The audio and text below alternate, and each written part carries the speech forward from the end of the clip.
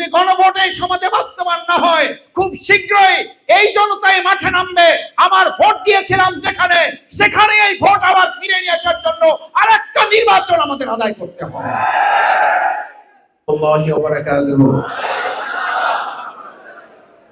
ভালো আছেন সবাই আপনারা? যেহেতু অনেকদিন পরে হলো ঈদ পুনর্মিলন এবং সাংস্কৃতিক অনুষ্ঠানের জন্য সবাইকে দেরিতে হলেও একত্রিত অবস্থায় সবাইকে জানাচ্ছি ঈদ মোবারক। আজকে বাংলাদেশের গণমানুষের প্রিয় সংগঠন, বাংলাদেশের গণমানুষের অধিকার আদায়ের আন্দোলনের অন্যতম কাফেলা বাংলাদেশ জামাত ইসলামী ঢাকা মহানগরী দক্ষিণের একটি অর্থনৈতিক অঞ্চল হিসাবে বাংলাদেশের রাজধানী হচ্ছে ঢাকা, অর্থনৈতিক রাজধানীর নাম হচ্ছে মতিঝিল।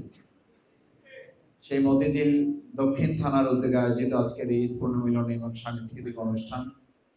আমার সামনে উপস্থিত মতিঝিল এলাকার সম্মানিত বিশিষ্ট ব্যবসায়ী বৃন্দ, এই এলাকার সম্মানিত গণ্যমান্য ব্যক্তিবর্গ,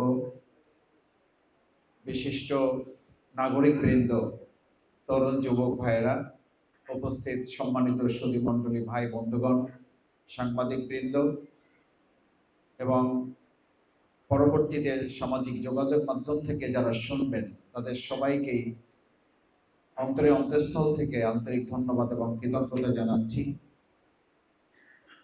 আপনারা কষ্ট করে ঢাকার এই ব্যস্ততম অঞ্চলে সময় ব্যয় করে যারা বাংলাদেশ জামাত ইসলামীর মতিঝিল দক্ষিণ থানার আমন্ত্রণে আজকে এখানে এসে উপস্থিত হয়েছেন, ইতিমধ্যে কিছু বক্তব্য শুনেছেন এবং মাঝখানে আপনারা বিভিন্ন আনন্দঘন অথচ শিক্ষণীয় সাংস্কৃতিক পরিবেশনা মহানগর শিল্পী গোষ্ঠী এবং শাপলা শিল্পী গোষ্ঠীর আয়োজনে আরো পরিবেশনা আপনাদের সামনে উপস্থাপনা করা হবে।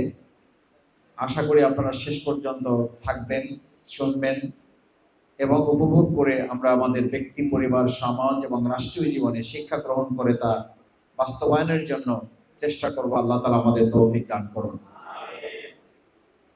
সম্মানিত সুধী মণ্ডলী, উপস্থিত ভাই এবং বন্ধুগণ, মহান আল্লাহ সুবহানাহু ওয়া তাআলা ইসলামকে এতটা পরিপূর্ণ করেছেন যে আনন্দ পাওয়ার জন্য অথবা মেন্টাল রিফ্রেশমেন্টের জন্য আজকের যুগে যে সমস্ত অবৈধ, অশালীন, অসভ্য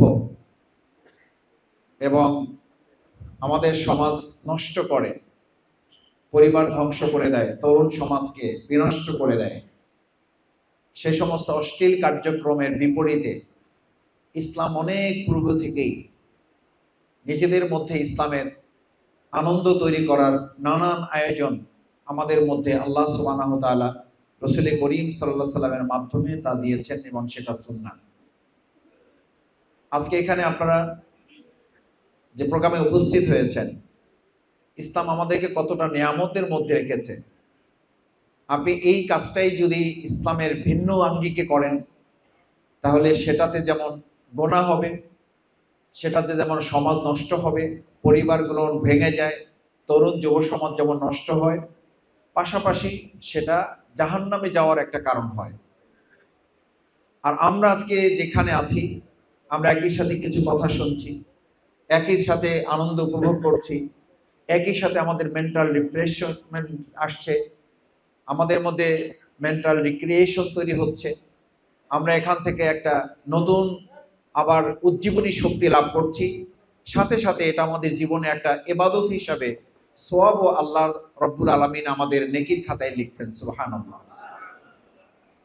সেই জন্য ইসলামের উদাহরণটা হচ্ছে এরকম যে আপনি যদি শুধু দুনিয়া পাওয়ার চেষ্টা করেন, তাহলে ইসলাম বলে আপনি দুনিয়াও পাবেন না, দিনও পাবেন না। আর ইসলাম বলে যদি আপনি দিন পাওয়ার চেষ্টা করেন, তাহলে আপনি শুধু দিন পাবেন না, আল্লাহ তাআলা বোনাস হিসাবে আপনাকে দুনিয়াও আগাম দান করবেন, সুবহানাল্লাহ। ধরুন কেউ একটা বাড়ি তৈরি করছে, সে নিয়ত করছে যে দক্ষিণা বাতাস পাওয়ার জন্য তার দক্ষিণ দিকে একটা জানালা দরকার। সে দক্ষিণ পাশের এই জানালাটা এই নিয়তে করছে যে সে দক্ষিণা বাতাস পাবে, কিন্তু ওপাশে একটা মসজিদও আছে, কিন্তু নিয়তের মধ্যে এটা সে নিতে পারে নাই, শুধু দক্ষিণা বাতাস পাওয়ার জন্য সে জানালাটা করেছে। এটা এক ধরনের লোক। ওই রকমই আরেকটা বাড়ি আরেকজন তৈরি করছে এই নিয়তে যে দক্ষিণা একটা জানালা তার এ কারণে দরকার, সে যেন মসজিদ যে দক্ষিণ পাশে আছে এটার আজানটা যেন যথাযথভাবে শুনতে পায় এবং সে যেন 5 ওয়াক্ত সালাত আজান শোনার মধ্য দিয়ে জামাতে নামাজ আদায় করতে পারে। আচ্ছা আপনি বলুন, সে কি শুধু আজানই শুনতে পাবে না দক্ষিণা বাতাসও পাবে? আর যিনি শুধু দক্ষিণা বাতাস পাওয়ার জন্য করেছে সে কি সওয়াব পাবে? তাহলে ইসলাম আপনাকে এত সুন্দর ব্যবস্থাপনা করে দিয়েছে এবং সেজন্য ইসলাম এটা বলে দিয়েছে যে তোমরা যদি ইসলামের মধ্য থেকে তোমাদের জীবন পরিচালনা করো, আল ইয়াউমা আকমালতু লাকুম দীনাকুম ওয়া আতমামতু আলাইকুম নি'মাতি ওয়া রাদিতু লাকুমুল ইসলাম দীনা, আমি ইসলামকে পরিপূর্ণ করে দিয়েছি। নামাজ পড়ার জন্য মসজিদে যেতে হবে আর সংস্কৃতির জন্য তোমাদেরকে অশ্লীলতার কাছে যেতে হবে, এটার নাম ইসলাম নয়। আমাদের সমাজে আমরা ইসলামও পছন্দ করি, নামাজও পড়ি, আবার আমরা সিনেমা হলে গিয়ে, আর এখন তো সিনেমা হলে যেতে হয় না, এখন এক একটা মোবাইল, এক একটা সেট আমাদের কাছে, এক একটা স্মার্টফোন আমাদের কাছে গোটা পৃথিবী উন্মুক্ত করে দিয়েছে। এখন আমি যদি মসজিদে নামাজও পড়ি, আমি যদি আবার অশ্লীলতা, বেহায়াপনা, অপসংস্কৃতি এটাও ধারণ করি, তাহলে দুটো মিলে আপনাকে ইসলাম বলে দিয়েছে ওয়া আতমামতু আলাইকুম নি'মাতি, তোমাকে তো আমি সমস্ত নিয়ামত দিয়ে পরিপূর্ণ করেছি। ইসলামের মধ্যে সব নিয়ামত আছে। নামাজে তুমি যেমন ইসলাম মেনে মসজিদে গিয়ে আল্লাহর দাসত্ব করে প্রশান্তি লাভ করো, ইসলাম মেনেই যদি তুমি সংস্কৃতিটা লালন করো তাহলে ওর মধ্যে তোমার প্রশান্তি থাকবে, ব্যক্তি সমাজ জীবনে অশান্তি আসবে না। কিন্তু তুমি যদি অশ্লীলতার মধ্যে যাও তাহলে ক্ষণস্থায়ীভাবে তুমি শান্তি লাভ করলেও গোটা জীবন এবং রাষ্ট্রীয় পর্যায়ে বিপর্যয় নেমে আসবে, শুধু না অশান্তি এবং বিশৃঙ্খলা দেখা দিবে। সম্মানিত সুধী মণ্ডলী, ভাই এবং বন্ধুগণ, আজকে বাংলাদেশ জামাত ইসলামী যে আয়োজন করেছে, এই আয়োজনের প্রত্যেকটি পর্ব আপনি বিবেচনায় নিয়ে খেয়াল করবেন যে বাংলাদেশ জামাত ইসলামী শুধুমাত্র আপনাকে 5 ওয়াক্ত সালাতের মাধ্যমেই ইবাদতের কথা বলে না।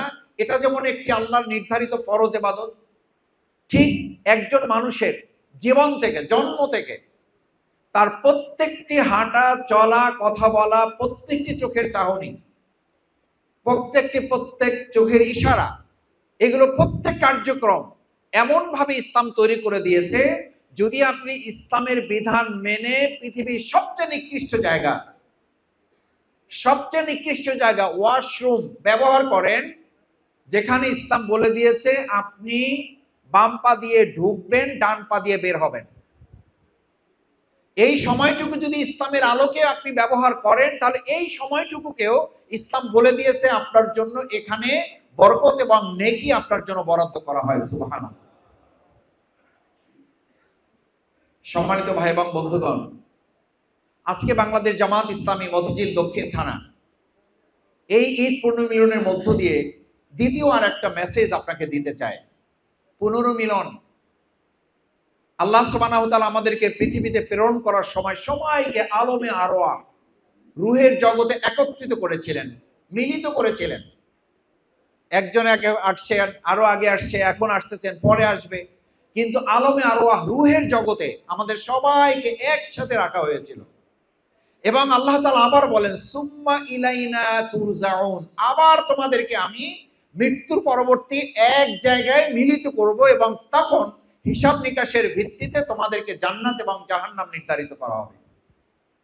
আজকে এখানে আমরা যারা একত্রিত হয়েছি, আমাদেরকে দুটো মিলনের কথা মনে করিয়ে দেয়। এক, আমরা আলমে আরওয়াহ রুহের জগতে সূরা আরাফের 172 নম্বর আয়াত, আমার ভাইয়েরা, আমরা শুধুমাত্র কোন একটা অনুষ্ঠানে এসে যেন উপভোগ করলাম, আনন্দ নিলাম, কিন্তু সেখান থেকে কিছু শিখলাম না, জানলাম না, বুঝলাম না, আমার জীবন পরিবর্তনের জন্য কোনো সিদ্ধান্ত নিতে পারলাম না, তাহলে ওই সময়টুকু কার্যকর হবে না।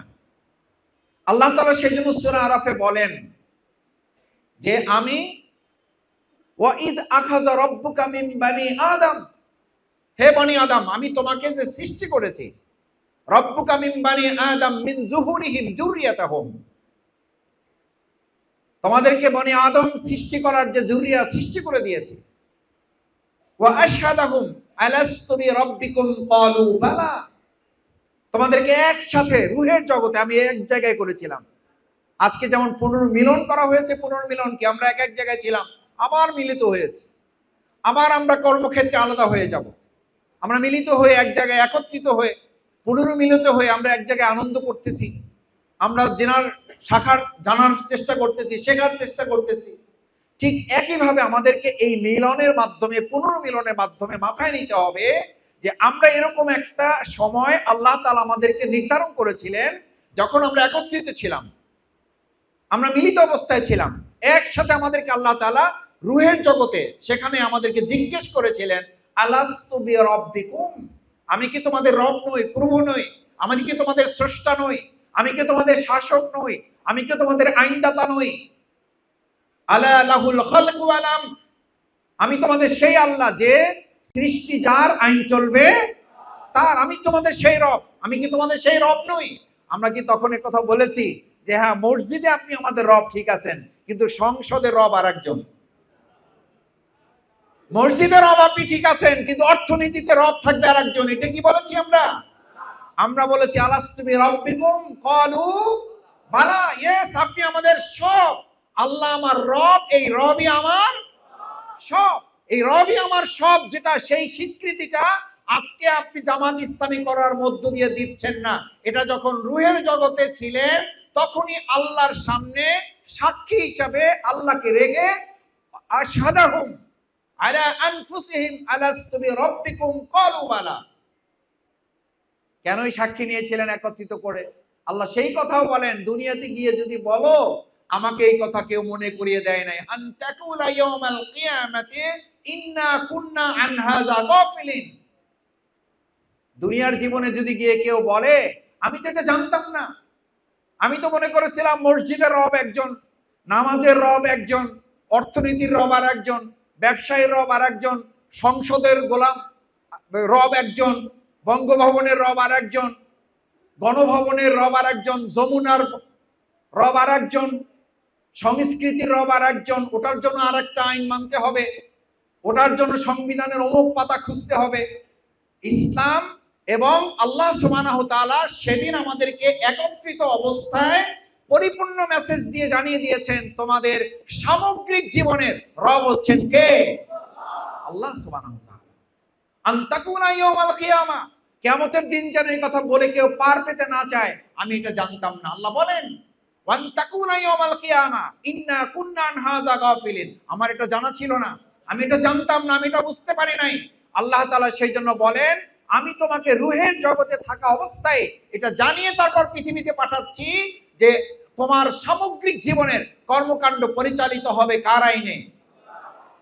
আমার সম্মানিত ভাই এবং বন্ধুগণ, বাংলাদেশ জামাত ইসলামের ঈদ পুনর্মিলনী অনুষ্ঠানের দ্বিতীয় মেসেজ হচ্ছে এটি যে আমাদের সামগ্রিক জীবন পরিচালিত হবে আল্লাহ সুবহানাহু ওয়া তাআলার দেওয়া বিধান, তার দেওয়া আইন, তার দেওয়া অনুশাসন, তার দেওয়া নীতিমালার ভিত্তিতে বাংলাদেশ জামাত ইসলামী সমাজ এবং রাষ্ট্র পরিচালনা করতে চায়।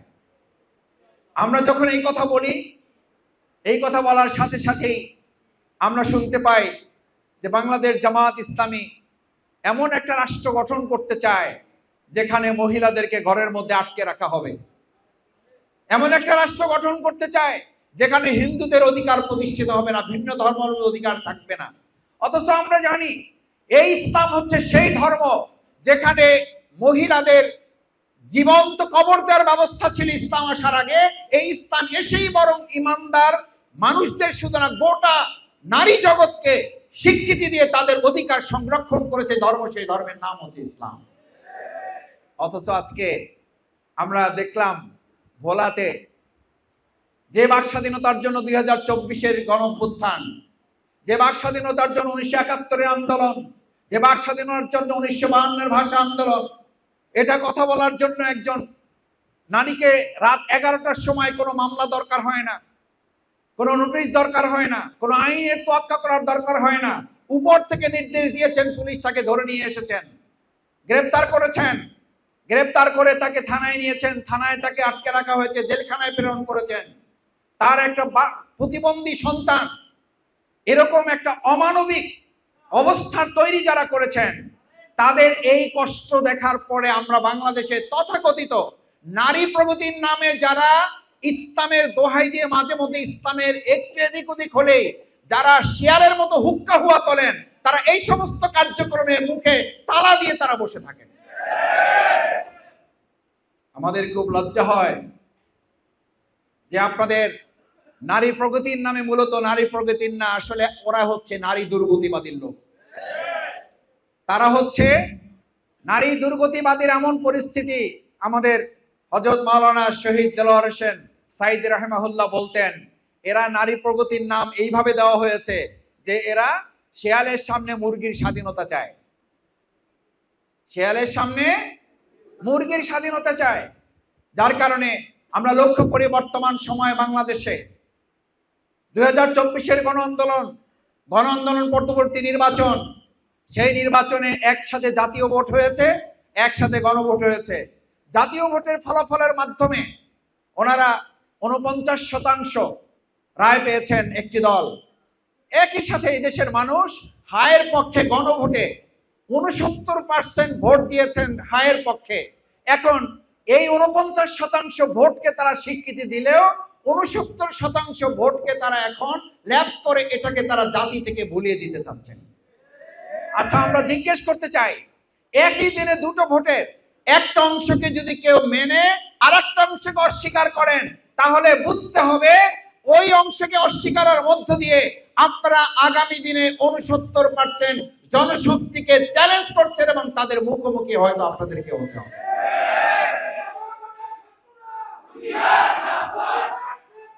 আমার ভাই এবং বন্ধুগণ, গণভোট কি শুধু জামাত ইসলামী চাইছিল ভোট? অন্য দলগুলো চাইছে না চায় নাই? চাইছে, শুধু চায় নাই, দয়া করে একটা ভোট দিয়েন। তো দয়া করে একটা ভোট নিয়েছি আমরা, দয়া করে এখন সেই গণভোটকে বাস্তবায়ন করুন, না হলে দয়া করে আর একটা বিপ্লবের মুখে আপনাদেরকে পড়তে হবে। আজকে সংসদে আমরা খুবই অদ্ভুত একটা কথা, একটা অদ্ভুত শব্দের আবির্ভাব শুনেছি। অনলাইনে আন্দোলন করেও নাকি এখন ট্রফি পাওয়া যায়। আগামী দিনের ফুটবল খেলা আর মাঠে আমাদের হবে না, আগামী দিনে সব খেলা এখন অনলাইনে হবে এবং ট্রফিও অনলাইনে পাঠিয়ে দেওয়া হবে। কারণ এখন মাঠে আর কারো কাজ করার দরকার হবে না, অনলাইনে বক্তৃতা দিয়ে যদি ট্রফি পাওয়া যায়, আগামী দিনে আর ফুটবল খেলা, ক্রিকেট খেলা মাঠে দেখার দরকার নাই। কি অদ্ভুত কথা! শহীদ হলো আমাদের সন্তানেরা, জীবন দিল তরুণ, কৃষক, শ্রমিক, মুটে মজুর, রিক্সাওয়ালা। এক রিক্সাওয়ালা এক শহীদকে নিয়ে হসপিটালে যাচ্ছে, দেখেন নাই আপনারা? এক শহীদকে গুলিবিদ্ধ এক সন্তান কিনে হসপিটালে যাচ্ছে। হসপিটালে যাওয়ার পরে সে জানতে পারছে এই গুলিবিদ্ধ সন্তানটা তার নিজের। ট্রফি সে পাবে না, ট্রফি পাচ্ছে যারা অনলাইনে আন্দোলন করেছেন, যারা অনলাইনে বক্তৃতা করেছেন। এবং সেই ট্রফির বিনিময়ে নাকি নির্বাচন পাওয়া গেছে। ট্রফির বিনিময়ে নির্বাচন পাওয়া গেছে, যদি এটা সত্য হয়, তাহলে ট্রফির বিনিময়ে পাওয়া নির্বাচন, ওই ট্রফির বিনিময়ে তাদেরকে সিটগুলো দিয়ে দেওয়া হয়েছে, আমাদের সিটগুলো পরিবর্তন করে। রিক্সাওয়ালারা জানতে চায়, ভাই ভোট তো দিলাম এক জায়গায়, চলে গেল আর এক জায়গায়, ঘটনা জানতে চায় না? চায় না? জানতে চায়। আমরা ভোট দিয়ে আসলাম এক জায়গায়, ভোটের ফল দেখছি যাচ্ছে আর এক জায়গায়।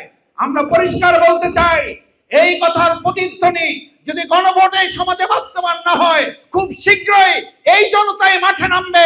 আমার ভোট দিয়েছিলাম যেখানে, সেখানে এই ভোট আবার ফিরে নিয়ে আসার জন্য আরেকটা নির্বাচন আমাদের আদায় করতে হবে। সম্মানিত ভাই এবং বন্ধুগণ, আমরা কথায় কেন এত হয়ে যাচ্ছি? একজন বোন কথা বলছেন, তাকে গ্রেফতার করে ফেলছেন। ময়মনসিংহে একজন কথা বলছেন, তাকে গ্রেফতার করে ফেলছেন। এইরকম কথা বলা, এরকম সোশ্যাল মিডিয়া মানুষের জন্য মুক্ত করে দেওয়া, এই কথা তো শেখ হাসিনা বলেছিল, তো ফ্যাসিস্ট হাসিনা এই বক্তব্য দিয়েছিল যে আমার 2024 সালের 5ই আগস্ট পতন হয়েছে অনেক পরে, আগে আমার পতন হয়েছে সামাজিক যোগাযোগ মাধ্যমে, যেখানে আমাকে তারা পতন ঘটিয়েছে। আজকে আপনারাও যদি আবার কেউ, আমরাও আবার যদি কেউ এই সোশ্যাল মিডিয়ার বাক ছন্দিগুলোতে যদি আমরা বন্ধ করি, তাহলে মনে করতে হবে আবার ওরকম ফ্যাসিস্ট হাসিনার পতনের জন্য আমাদেরকে অপেক্ষা করতে হবে। সম্মানিত নাগরিক বৃন্দ, আজকে আমাদের এই প্রিয় মাতৃভূমি বাংলাদেশ, এই বাংলাদেশটাকে আমরা সবাই মিলে বাংলাদেশ, সবার আগে বাংলাদেশ, সবাই মিলে যদি বাংলাদেশ হবে, তাহলে সবাই মিলে বাংলাদেশ হলে আমরা সবাই মিলতে পারছি না কেন? সবার আগে যদি বাংলাদেশ হবে, তাহলে সবার আগে বাংলাদেশকে আমরা রাখতে পারছি না কেন? সবার আগে বাংলাদেশকে আমরা প্রায়োরিটি দিতে পারছি না কেন? অগ্রাধিকার দিতে পারছি না কেন? আমাদের সংস্কার আমরা ভুলে যাচ্ছি কেন? আমরা সংস্কারকে এখন সংশোধনের মধ্যে ফেলে দিচ্ছি কেন? অথচ 31 দফা, যে 31 দফার মাধ্যমে জনগণের কাছে আমাদের বাংলাদেশের বর্তমান সরকারি দল বিএনপি মানুষের কাছে ভোট চেয়েছিল, সেই 31 দফার 1 নম্বর কি? সংস্কারের ভিত্তিতে তারা এই দেশটাকে এগিয়ে নিয়ে যাবে। অথচ সেই সংস্কার শব্দটাই তারা এখন আর শুনতে নারাজ। বলেছে সংস্কার বলে কিছু নাই, যা আছে সংশোধন। আমি আজকে একটা কথা জিজ্ঞেস করি মতিঝিলের ভাইয়েরা, সম্মানিত নাগরিক বৃন্দ, গোটা বাংলাদেশ আন্দোলনে ছিল, তার মধ্যে মতিঝিল তো একটা উত্তপ্ত গর্বের মধ্যে আপনারা ছিলেন। আপনারা কি কোথাও রাস্তায় মিছিল করেছেন এটার জন্য যে সংশোধনের জন্য আমরা রাস্তায় নেমেছি, নাকি সংস্কারের জন্য নেমেছিলাম? আমাদের সন্তানেরা রাস্তায় কি অ্যামেন্ডমেন্ট লিখেছিল নাকি রিফর্ম লিখেছিল? সংস্কারের কাজ চলছে, লিখে রাস্তা আটকে দাঁড়িয়েছিল। রাস্তা আটকে দাঁড়িয়েছিল, কি চলছে? সংস্কার চলছে, অন্য রাস্তা ব্যবহার করেন। সেই সংস্কারকে উধাও করে দেওয়া হচ্ছে কেন? তার মানে আমরা খুব ভালো করে বুঝতে পারি আবার আমাদেরকে সেই 17 বছরের অন্ধকার বাংলাদেশের থেকে ফিরিয়ে নিয়ে যাওয়ার একটা গভীর চক্রান্ত চলছে। পরিষ্কার মাথায় রাখতে হবে, হেলিকপ্টারে শেখ হাসিনা পালিয়েছেন, কিছু লোক তার দোসররা লুকিয়ে আছেন, কিছু লোক পার্শ্ববর্তী দেশে আশ্রয় নিয়েছেন, তার দোসররা। কিন্তু যেই জেনজিরা, যেই আলফা জেনারেশন যারা বলেছিল বুকের ভিতর অনেক জ্বর, যত পারো গুলি কর, যেই জেনারেশন বলেছিল একটা গুলি করলে একটাই লড়ে, বাকিগুলো লড়ে না, সেই জেনারেশন চলে গেছে না আছে? আমি শুধু স্মরণ করাইয়া দিতে চাই, খাল কাটেন ভালো কথা, কিন্তু খাল কাইটা কুমির ডাইকা নিয়ে আইসেন না। আমার কেন যেন মনে হয় শহীদ প্রেসিডেন্ট জিয়াউর রহমান খাল কেটেছিলেন পানি নিয়ে আসার জন্য, আর বর্তমান বিএনপি খাল কাটতেছে পাশের কোন একটা রাষ্ট্র থেকে কুমির দিকে নিয়ে আসার জন্য। এই কুমির আপনাকে শুধু শেষ করবে না, এই কুমির এই বাংলাদেশের মানুষকে যদি আঘাত করার চেষ্টা করে, তাহলে 2024-এর 5ই আগস্ট, জুলাই আগস্টের গণঅভ্যুত্থানে যেভাবে গড়তে উঠেছিল, তার চেয়ে কয়েক গুণ শক্তি দিয়ে আবার গড়তে ওঠা হবে।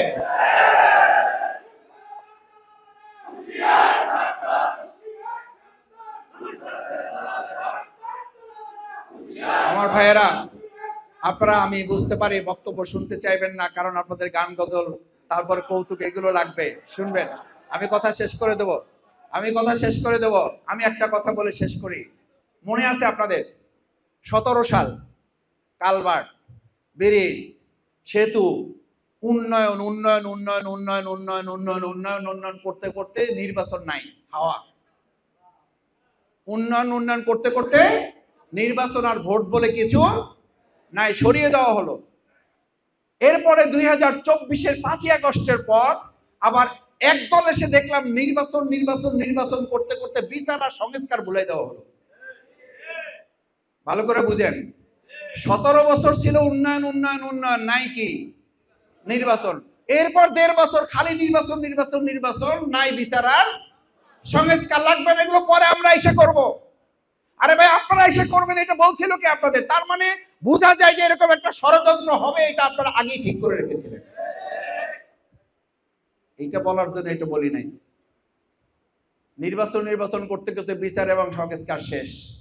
এখন আইসা আবার 2026-এর 12ই ফেব্রুয়ারির নির্বাচনের পর শুনতেছি 28 দিনে 28 উন্নয়ন প্রকল্প বাস্তবায়ন, নখের কালি শুকানোর আগেই অমোক কাঠ বিতরণ সম্পন্ন। নখের কালি শুকাইতে পারে নাই, খাল কাটা শেষ। নখের কালি শুকাইতে পারে নাই, কৃষক কাঠ বিতরণ শুরু হয়ে যাবে। নখের কালি শুকাইতে পারে নাই, অমোক উন্নয়নে ভাসাই দেওয়া হবে।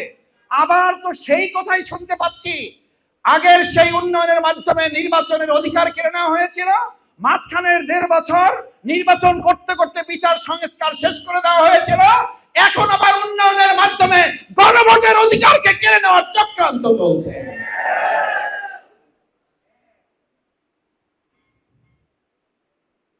উন্নয়নের ধোকায় আর মানুষকে 17 বছর ফেলে রাখা যাবে না। পরিস্থিতি এমনও হইতে পারে 17 মাস না হয়ে 17 সপ্তাহ না, 17 ঘন্টায় একটা পতন ধ্বনি আমাদের সামনে চলে আসতে পারে। আমাদের তরুণেরা, আমাদের যুবকেরা বিভিন্ন জায়গায় তারা কথা তুলছে, তারা বক্তব্য দিচ্ছে। আমরা নিজেদেরকে নিজের পায়ে যেন কুড়াল না মারি। 5 বছরের জন্য আমাদেরকে জনগণ রায় দিয়েছে, আমরা বিরোধী দলে ভূমিকা পালন করছি। 5 বছরের জন্য আপনাদেরকে জনগণ রায় দিয়েছে, আপনারা ভূমিকা পালন করুন। জনগণের 70% মতামতকে গুরুত্ব দিন, সংস্কারে হাত দিন।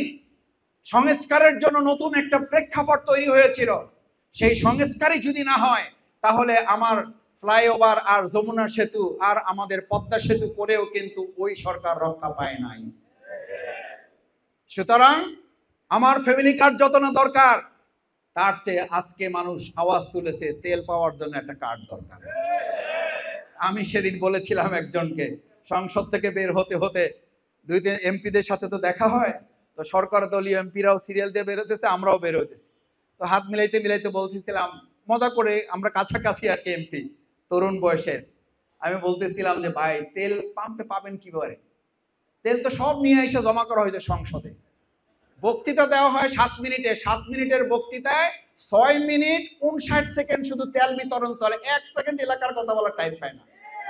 তেল বিতরণ যখন শেষ হয়ে যায়, তারপরে বলে মাননীয় স্পিকার আমার এলাকার কথা বলার জন্য 2 মিনিট সময় চাই। কারণ 6 মিনিট সময় যেটা নির্ধারিত ছিল, ওই 6 মিনিট নির্ধারিত সময়ে 5 মিনিট 59 সেকেন্ড চলে গেছে কি বিতরণে। তো তেল বিতরণ যদি সংসদে চলে, আপনি পেট্রোল পাম্পে তেল পাবেন কোথায়? তেল তো চলে গেছে সংসদে। এই জন্য আমরা বলি সংসদে তেল বিতরণ বন্ধ করেন, তেল বিতরণ অক্টেন এখানে পাম্পে নিয়ে আসেন। পাম্পে তেল বিতরণ না করে এরকম সংসদে তেল বিতরণ করে ফ্যাসিস্ট হাসিনার পতন হয়েছিল, হেলিকপ্টারে উঠেছিল, সকালের নাস্তা করে দুপুরে খাইতে পারে নাই, তার আগে দেশ ছাড়তে হয়েছে। তেলবাজি বন্ধ করেন, বাস্তব কথা বলতে শুরু করেন। বাস্তব কথা না বললে মানুষের মন জয় করতে পারবেন না। যদি মানুষের মন জয় করে মনে করেন যে 49% ভোট পেয়ে গেছেন, তাহলে এটাও কিন্তু মাথায় রেখেন 69% ভোটকে কিন্তু আপনার তাহলে মোকাবেলা করতে হবে। আমরা আপনাদের বিরোধী নই, নাম বিরোধী দল, কিন্তু আমিরে জামাত বিরোধী দলের নেতা ডাক্তার শফিকুর রহমান পরিষ্কার বলেছেন, আমরা বিরোধী দলে থেকে যৌক্তিক কাজে আপনাদের সামগ্রিকভাবে সহযোগিতা করব, কিন্তু অন্যায় অযৌক্তিক গণবিরোধী কোনো বিষয় হলে সামর্থ্য অনুযায়ী জনগণকে সাথে নিয়ে প্রত্যেকটা বিষয় আমরা মোকাবেলাও করব। সম্মানিত ভাই এবং বন্ধুগণ, তাই আসুন, মতিঝিল অঞ্চল এটি একটা অর্থনৈতিক অঞ্চল, এটি আমাদের রাজধানী, অর্থনৈতিক রাজধানী। সেই অর্থনৈতিক রাজধানীতে যারা বসবাস করেন, সজাগ সচেতন থেকে দেশবাসীর কল্যাণে নিজেদেরকে আরো বেশি অগ্রগামী করার জন্য, মানুষের কাছে ইসলামের আহ্বান পৌঁছানোর জন্য, মানুষের অধিকার আদায়ের আন্দোলনে আপনারা ইতিপূর্বে যে ভূমিকা পালন করেছেন, আগামী দিনেও যদি প্রয়োজন হয় সেই ভূমিকা পালনের জন্য নিজেদেরকে প্রস্তুত করার আহ্বান জানিয়ে, আজকে যারা কষ্ট করে দীর্ঘক্ষণ এখানে অবস্থান করছেন এবং শেষ পর্যন্ত যারা এখানে আমাদের এই কর্মসূচি সফল করার জন্য ভূমিকা পালন করবেন, তাদের সকলের প্রতি আন্তরিক কৃতজ্ঞতা ধন্যবাদ জ্ঞাপন করে, আজকের আরো মেহমানবৃন্দ আছেন এবং আমাদের শিল্পী গোষ্ঠী অনেক বিষয় নিয়ে প্রস্তুতি নিয়ে তারা এখানে এসেছে। আমি মাঝখানে আপনাদের একটু সালাম দিয়ে গেলাম। আমি আশা করব আপনারা শেষ পর্যন্ত থেকে প্রোগ্রাম সম্পন্ন করে একসাথে আপনারা এখান থেকে বিদায় নেবেন, সেই প্রত্যাশা ব্যক্ত করে আবারও ধন্যবাদ জানিয়ে আমি আপনাদের কাছে দোয়া চেয়ে কথা শেষ করছি। আসসালামু আলাইকুম ওয়া রাহমাতুল্লাহি ওয়া বারাকাতুহু।